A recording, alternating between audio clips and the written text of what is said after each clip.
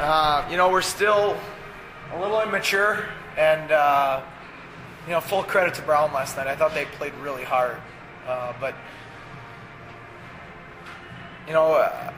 we have a very resilient team. We've been answering the bell and responding to adverse situations all year from the first game, and I love that about our team. I don't like that we keep putting ourselves in positions that we have to respond.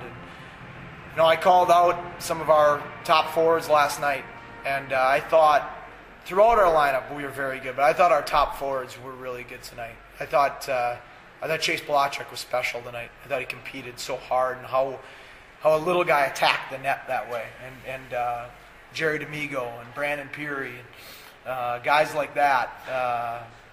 But overall, I was probably our most complete effort of the season throughout our lineup. Can you talk about how, the way that you lost the game last night with those 2 penalties called in the last 10 seconds of regulation, how did that affect your team's mindset coming into tonight? I don't think it did. It's frustrating, but that wasn't why we lost. The refs decided to make calls at the end of the game last night, and agree with them or don't agree with them, they made the calls. But we didn't lose because of the calls last night. We lost because we played soft in the second period, and we took shortcuts. We need our guys, every guy that's in that lineup, to put their best effort forth for 60 minutes. And that's how you win. And if you don't do it in this league, our league is so competitive, so good. I don't care who you're playing. If you decide to take 20 minutes off and play cute, you're going to lose. It's safe to say the toughness was there then tonight. What's that? It's safe to say the toughness was there then tonight. Yeah, I thought we were very tough tonight. From the drop of the puck, I thought our captains were extremely physical. All 3 of our captains.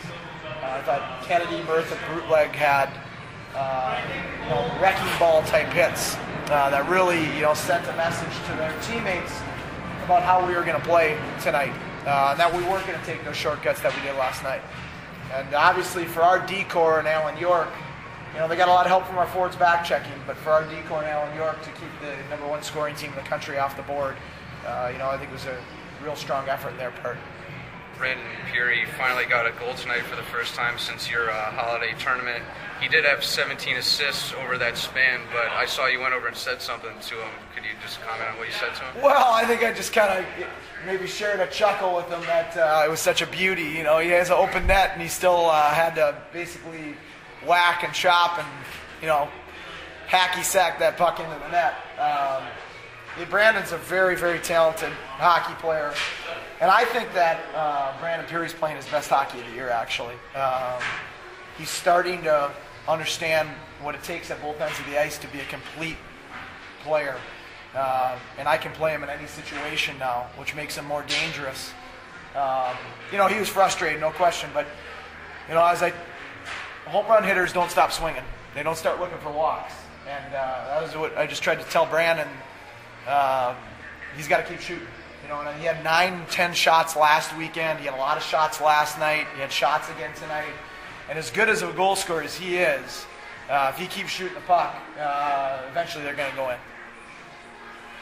You played in the CCHA, coached in the WCHA, obviously. I was wondering how much note you took of how Yale performed in the Badger Showdown this year against your alma mater and then against Wisconsin in a tough home rink. No, I was really impressed. And I was, the only time I don't root for the ECAC is when they're playing Ferris State or when they're playing Denver, and maybe Miami, programs that I'm very close with. But, Ferris State's one of the top 10 teams in the country, and obviously Yale dismantled them a little bit. And then I think Yale outshot Wisconsin 40-20 the next night.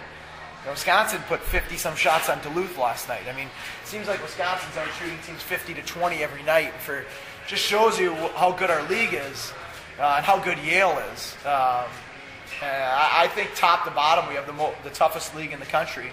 Maybe we don't have the teams that are in the top 5, but I think maybe 5 through 20, I think we're loaded with teams that can emerge into that level of hockey.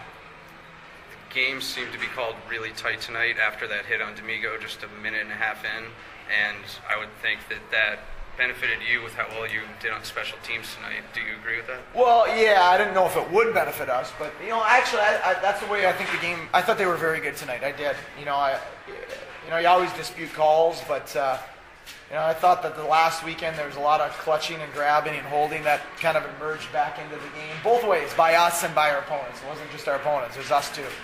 And I think that if officials have that strict of an enforcement level, we'll continue to see great hockey and eliminate those things from the game, which is good. Little nervousness go through. We saw Jerry go down. It looked pretty bad at first, and then helping him off, he looked a little dazed, but didn't miss much time. Jerry's a real competitor, and I don't think last night was his best game. And he's got a lot of pride, and tonight I thought he really had a great effort from a competitive standpoint. How many hits he took, how many hits he gave, how hard he attacked the net. He just kind of was. It's kind of a one-man wrecking ball at times tonight. He had a bowl and a china shop mentality with the puck and how he took the puck to the net. And, those are special characteristics that he had. So it didn't surprise me that I saw him walk back onto the bench after the hit. No. With 3 points tonight, Chase Polacek not only hits the century mark for his career, but I didn't know he had 3. He's now the nation's leading scorer, depending on what a couple other guys do tonight. Could you comment on his Hobie credentials?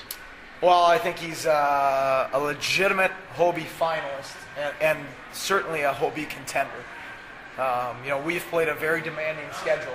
We already talked about our league schedule, but you look at our non-conference games. We've played New Hampshire, we've played Boston University, we've played Michigan, we've played Michigan State. We've played a lot of good hockey teams. And I think what's impressive about when you look at Chase is that he didn't have a lot of 10-point, 8-point weekends. It wasn't like he had a 8 or 9-point weekend where he blew out and then he didn't score for forever. I mean, he's been on the score sheet 1 or 2 times almost every game. And that's, I think, the most impressive thing about Chase. And to me, the measure of a great player is consistency of excellence. Not being great one night and getting 4 points and then doing nothing the next night.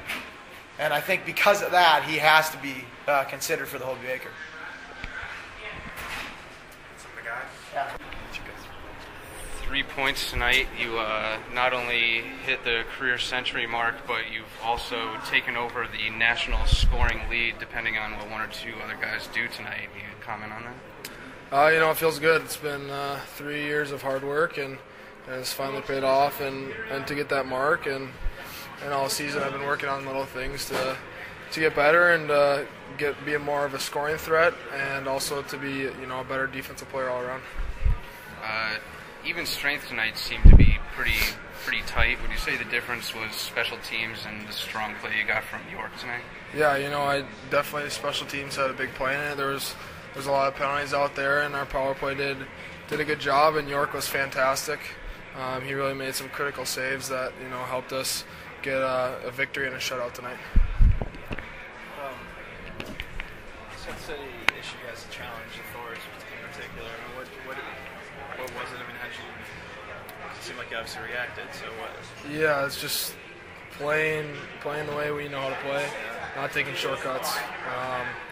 A lot of our top guys last night weren't all there. We weren't playing hard all the time. It was here or there, and we were doing little flybys, not playing the way we want to play as a team. And he kind of called us out, and a lot of guys responded very well tonight.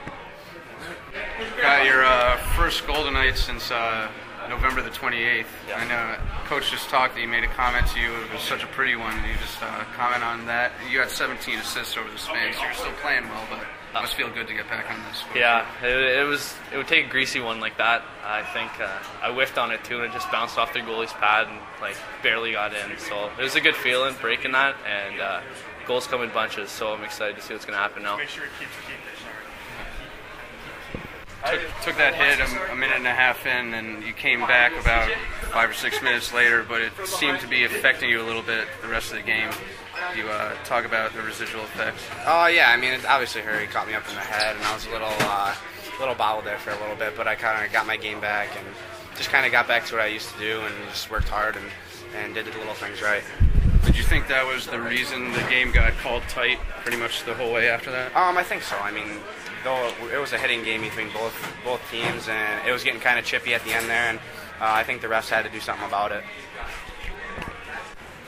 So you've almost gotten to your previous career goal total this season. You've already more than doubled your previous power play goal total. Can you just talk about what the difference has been for you this year? I think I kind of came back a little bit stronger this year, and spending a little more time here at the end of the year, spending pretty much only 8 weeks back home, helped me a lot. We came back at the beginning of August this year and left at the end of May, whereas years before we were here midway through August and gone right as soon as school was over. So I think just being a little bit stronger, and the guys that I'm playing with have been doing a great job. It's hard not to get points when you're playing with guys like O'Grady and Peary all the time. So it's a tribute to Coach making us stay a little longer, and I think those two guys and whoever I played with throughout the year. So, second win of the year against Yale, which a lot of people consider to be the team with the most raw talent in the conference. What do you think is it that just makes you had their numbers so far this year? I don't know. I think we match up well against them. I think we play similar styles, the two teams, and I think that we just we seem to get jacked up to play these guys. They're very highly touted, and they Coach makes sure to let us know that they're top team in the league in goals, and we set out to be. We want to be the best against the best, and I think that's worked against us at times, like last night where we didn't come out ready to go because it wasn't as sexy a game as it was today, you know. So just little things like that make a difference, you know. All right, man. You're on crutches, so what's up? Oh, just they took a penalty there on me at the in the third period at the end of the third. Oh, sorry, guys. At the end of the third, or at the end of the first, and just my shin pad shifted and my knee went right into the boards, and now it's swelled up big time. So I'm just couldn't really put any weight on it after that. So now you see me here walking and hobbling around like an old man. All right.